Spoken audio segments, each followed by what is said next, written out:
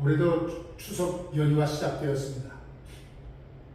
오랜만에 가족을 만나고 잠시 일상의 바쁨에서 벗어나서 쉬어가는 이 시간 속에서 우리는 다시 주님의 날에 이 자리에 모였습니다. 그런데 문득 이런 질문이 생깁니다. 나는 지금 무엇을 위해 살아가고 있는가? 바쁘게 흘러가는 삶의 중심에서 진정한 방향을 잃어버린 채로 그저 살아가고 있는 것은 아닌지 돌아보게 됩니다. 사도행전 20장은 바울의 고별 설교로 잘 알려져 있습니다. 그는 이제 예루살렘을 향하여 자신에게 닥칠 고난을 알고 있지만 그 길을 멈추지 않고 있습니다. 그리고 예배소 장로들을 불러놓고 마지막으로 건네는 이 설교 속에는 복음을 전하는 자의 마음, 또 섬김의 본질, 그리고 삶의 방향이 고스란히 담겨 있습니다. 바울은 그저 감정을 토로하는 것이 아니라 말씀과 성령의 매인 자가 어떻게 하나님의 뜻을 따라 섬기면서 살아가는지를 증언하고 있는 것입니다. 오늘 우리는 바울의 이 마지막 설교를 통해서 복음을 맡은 자로서의 참된 섬김이 무엇인지 살펴보며 묵상하려고 합니다. 이것은 목회자나 선교사만을 위한 말씀이 아닙니다. 지금 이 자리에 앉아있는 우리 모두에게 주어지는 하나님의 부르심입니다. 가정에서, 직장에서, 교회 안에서 우리는 누군가를 섬기면서 살아갑니다. 그런데 그 섬김의 동기와 방향이 하나님의 뜻과 어긋나 있다면 우리는 언젠가 지치고 무너질 수밖에 없습니다. 존 파이퍼 목사님은 이렇게 말합니다. 하나님의 뜻은 단지 우리가 옳은 선택을 하기를 원하는 것이 아니라 우리가 전 존재를 들여서 순종하기를 원하십니다. 말씀했습니다. 그리고 바울은 오늘 본문에서 그 순종의 삶을 우리 앞에 보여주고 있습니다. 그는 자신의 뜻이나 계획이 아니라 말씀과 성령에 매여 하나님의 부르심에 순종하며 살아갔습니다. 이제 우리도 그 바울의 고백을 함께 따라가 보면서 진정한 섬김이란 말씀과 성령의 매인 자만이 끝까지 할 수 있는 하나님 중심의 사명입니다.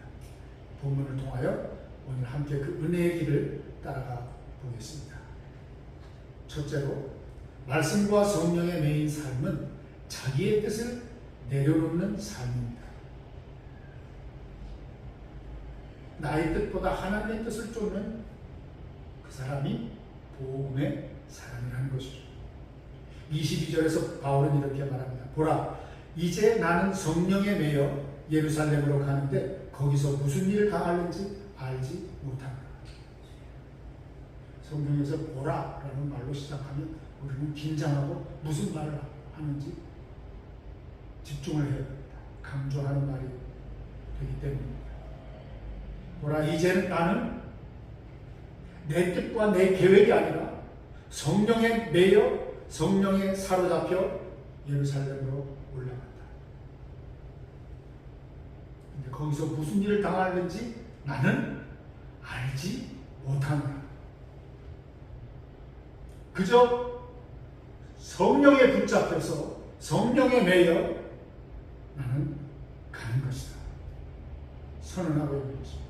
이 한 구절은 바울의 인생과 사역을 집약적으로 보여줍니다. 바울은 지금 예루살렘에서 어떤 고난이 기다리고 있는지 사실은 알고 있었습니다. 심지어 23절에서는 이렇게 말합니다. 오직 성령이 각 성에서 내게 증언하여 결박과 환난이 나를 기다린다 하시나. 성령이 가르쳐 주셨습니다. 성령께서 친히 증언하시기를 결박과 환난이 자신을 기다린다. 여기 바울이 예루살렘으로 가야만 하는 이유가 또 그 동기가 무엇이냐면 성령께서 증언하셨다는 것 때문입니다. 내가 지금까지 살아오면서 깨닫는 것처럼 내가 순종해야 할 분은 성령 하나님의 뜻이라는 것입니다.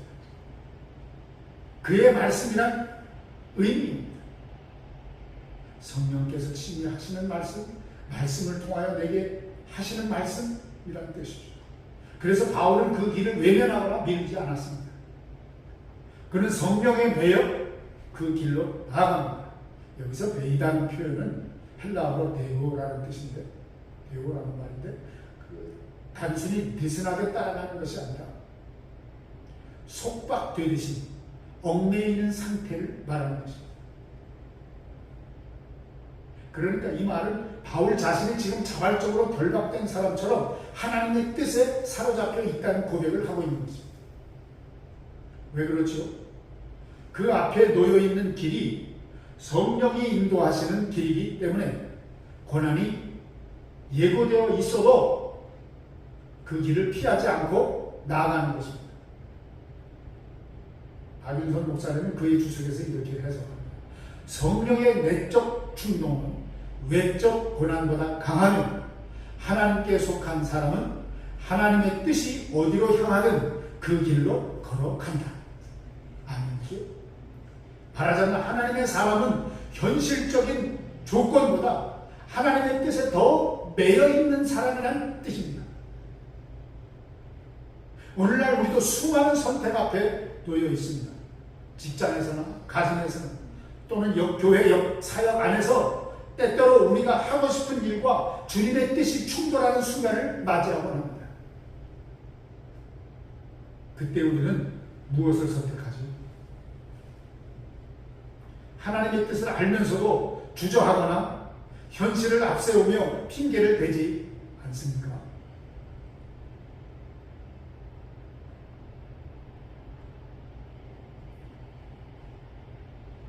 존 파이퍼 목사님은 하나님의 뜻은 당신의 삶을 안전하게 만드는 것이 아니라 당신의 삶을 거룩하게 만든다. 바울은 예루살렘으로 가는 길이 안전하지 않다는 것을 알았습니다. 그러나 그는 거룩한 삶, 즉 하나님의 뜻에 붙들린 삶을 선택한 것입니다. 왜냐하면 그에게는 자신의 뜻보다 하나님의 뜻이 더 분명했기 때문입니다. 우리가 하나님께 묶여있지 않다면 결국 우리는 우리 뜻에 묶이게 됩니다. 그리고 우리의 뜻은 상황에 따라 흔들리고 감정에 따라 바뀌고 결국 우리가 처음에 맡은 사명에서 멀어지게 만듭니다. 진정한 섬김은 하나님의 뜻을 따르는 사람만이 할 수 있습니다. 바울은 말씀과 성령의 매인 자로서 자기 뜻을 내려놓고 하나님의 부르심을 따랐습니다. 그리고 그 길 끝에는 고난이 아니라 하나님의 영광이 기다리고 있었습니다. 오늘 우리도 여기 사도 바울처럼 묻기를 원합니다. 너는 지금 누구의 뜻을 따라 살고 있느냐? 두 번째로 참된 섬김은 고난과 눈물을 통과하는 사람. 눈물과 인내로 증언하는 복음이 길이라는 것이죠. 19절에서 바울은 이렇게 고백합니다. 곧 모든 겸손과 눈물이며 유대인의 관계로 말미암아 당한 시험을 참고 주를 섬긴 것과 이 짧은 구절 안에 바울의 섬김의 실제적인 모습이 어떤 것인지가 모두 담겨 있습니다. 겸손, 눈물, 시험. 이것은 바울 사도가 복음을 전하면서 마주하게 되는 대부분의 현실이었습니다. 그의 사역이 화려하지 않았습니다. 사람들의 박수받는 일이 아니었습니다. 오히려 지속적으로 마주하는 눈물과 아픔 속에서도 견뎌야만 했던 섬김의 사역이었다는 것입니다. 여기 눈물이라는 표현은 어떤 감성적인 공감이 아니라 내면 깊은 곳에서 우러나오는 연민과 사랑의 증거라는 것입니다.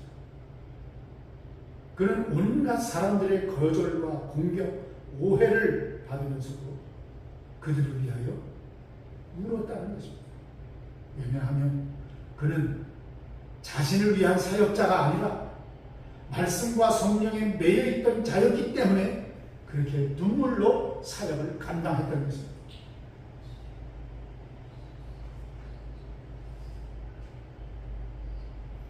하나님께서는 우리가 무엇을 이루는 사람으로 남기를 원하지 않으십니다. 하나님은 우리가 그분의 뜻에 끝까지 붙드는 순종의 사람으로 남기를 원하십니다. 바울의 눈물은 사역의 실패가 아니라 하나님의 뜻에 붙들린 사람만이 흘릴 수 있는 순종의 눈물이었습니다.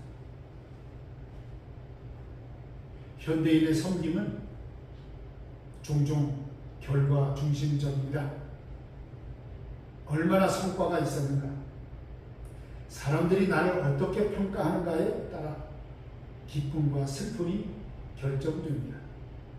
하지만 바울은 고난 속에서도, 성과가 없어 보이는 그런 상황 속에서도 그저 하나님의 뜻을 따라서 끝까지 섬겼습니다. 그리고 그 섬김의 방식은 겸손과 눈물이었던 것입니다. 존 칼빈은 사도행전 강해에서 이 구절을 설명하기를, 참된 종은 자신을 낮출 뿐만 아니라 남의 슬픔과 죄악으로 인해 애통할 수 있어야 한다. 이 말은 말씀과 성령의 매인 자는 세상과 사람들을 대할 때에 단순한 판단이 아니라 눈물로 대면하게 된다는 것입니다. 오늘 이 설교를 듣는 여러분 중에도 그런 눈물을 흘리고 있는 분들이 계실 것입니다. 가정을 위해 기도하면서 흘리는 눈물, 믿음에서 멀어진 자녀를 위한 눈물, 교회 안에서 오해와 시험 속에서 드리는 눈물. 바울은 우리보다 먼저 그 길을 걸었고 하나님은 그 눈물을 결코 외면하지 않으십니다. 이런 눈물은 낭비가 아닙니다. 그 눈물은 복음을 따라 살아가는 자만이 흘릴 수 있는 거룩한 흔적입니다. 그리고 그 눈물은 하나님께서 반드시 위로하시고 회복시키시며 열매를 맺게 하시는 씨앗이 되는 것입니다. 그래서 섬김은 고난을 피하는 삶이 아니라 고난을 통과하면서도 주님을 바라보는 사랑의 선택입니다. 세 번째로, 복음을 전하는 사람은 끝까지 포기하지 않고 증언합니다.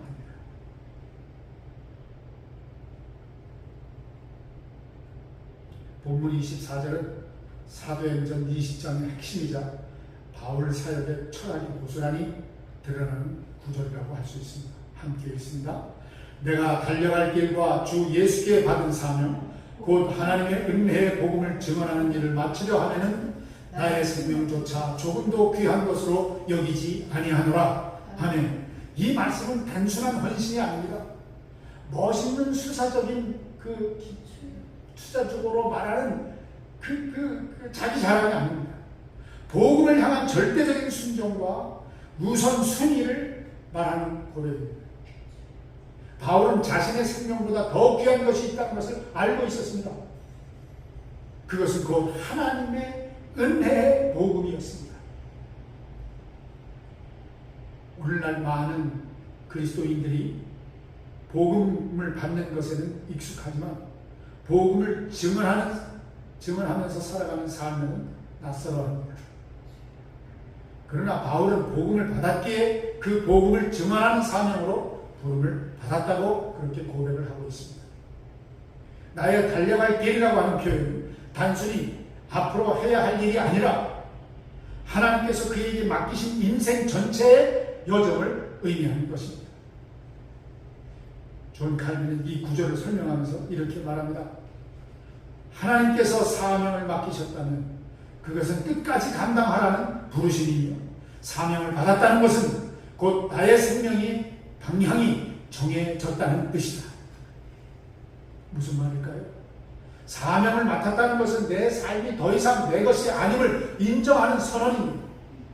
바울은 그 사명의 길에서 수많은 핍박과 거절을 받아왔습니다. 그럼에도 불구하고 그는 끝까지 복음을 전했던 것입니다. 왜일까요? 그는 복음의 가치가 자신의 생명보다 더 크다는 사실을 확신했기 때문입니다. 여기서 우리는 중요한 도전을 받습니다. 나는 지금 무엇을 위해 살아가고 있는가? 내가 목숨을 걸 수 있는 만큼 귀하게 여기는 것이 과연 복음인가? 이 질문은 저뿐만이 아니라 여러분에게도 동일하게 물어야 할 질문일 것입니다.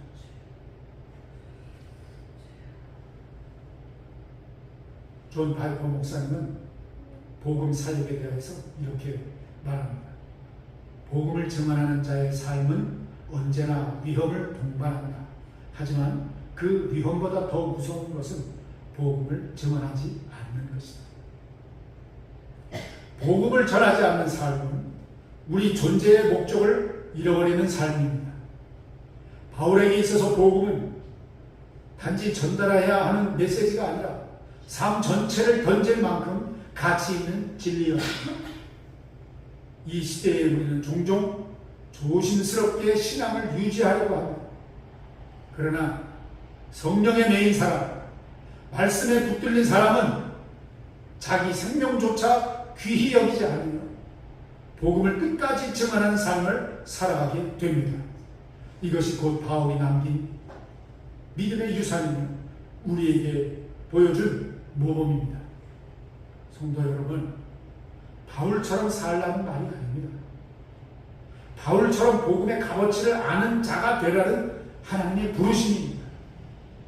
복음은 단지 우리를 구원한 메시지가 아니라 우리의 생명을 던져야 할 사명입니다. 오늘 우리도 그 부르심 앞에 있습니다. 그리고 성령은 지금도 우리를 그 사명의 자리로 이끄십니다. 말씀과 성령의 매인 자는 끝까지 복음을 증언하는 자입니다. 그 길은 아주 어렵고 외로울 수 있지만 하나님의 은혜가 함께하는 길입니다. 결론을 맺습니다. 바울의 고별 설교는 단지 한 위대한 사도의 작별 인사가 아닙니다. 이 설교는 복음을 맡은 자로서 어떻게 살아야 하는가에 대한 영원한 진리의 증언입니다. 바울은 자신의 뜻이 아니라 하나님의 뜻에 매여 살았습니다. 성령께서 이끄시는 길이라면 결박과 고난이 기다린다 해도 그는 멈추지 않았습니다. 그 길 위에서 그는 눈물로 섬기고 겸손으로 견디며 마침내 자신의 생명보다 귀한 복음을 증언했던 것입니다. 이 모든 것의 비밀은 하나입니다. 그는 말씀과 성령의 매인 사람이었던 것입니다. 하나님의 뜻이 그의 중심을 사로잡았고 그의 뜻에 순종하며 섬김의 여정을 걸어갔던 것입니다. 오늘 우리도 그 부르심 앞에 서 있습니다. 우리에게 주어진 자리, 가정, 직장, 교회, 그 밖에 일상의 모든 관계 속에서 우리는 여전히 복음을 증거하는 사람들입니다. 그리고 우리도 바울처럼 질문해야 합니다. 나는 지금 누구에게 매여 살아가고 있는가?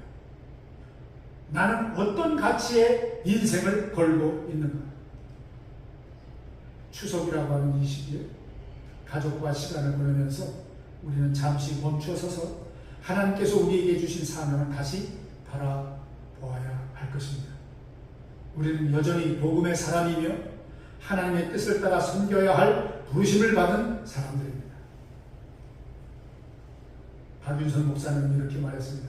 하나님의 사람은 말씀과 성령으로 충만할 때만 하나님의 뜻을 따를 수 있습니다.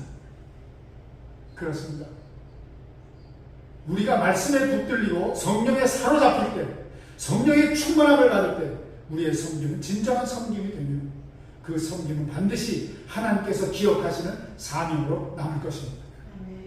오늘 여러분의 마음이 다시 한번 말씀과 성령에 매이기를 축복합니다. 세상이 원하는 성공이 아니라 하나님께서 기뻐하시는 순종으로 채워지는 삶이 되기를 간절히 소망합니다. 말씀과 성령에 매인 자는 하나님의 뜻에 따라 끝까지 섬깁니다. 끝까지 섬깁니다. 바울의 길이 곧 우리의 길이요, 그 길 끝에는 언제나 하나님의 은혜가 기다리고 있다는 것을 명심하시고 기억하시고 믿으시기 바랍니다. 그와 같은 여러분의 길에 우리 주의 영이 함께 하셔서 하나님께서 복 주실 줄 믿습니다. 기도하겠습니다. 하나님 아버지, 오늘 우리에게 복음의 사람 사도 바울을 통하여 참된 섬김의 길을 다시금 보여주셔서 감사합니다.